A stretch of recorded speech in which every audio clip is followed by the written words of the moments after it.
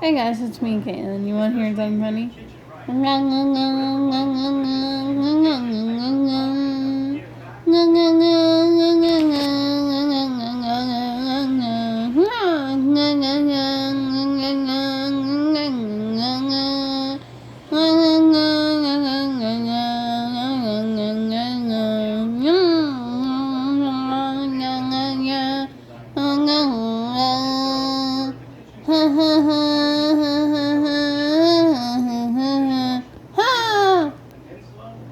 I wanted to show you guys.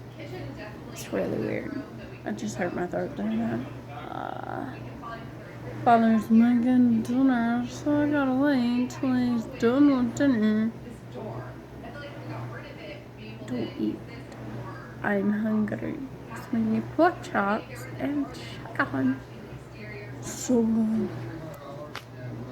75 degrees outside is way too warm for me to be outside at home.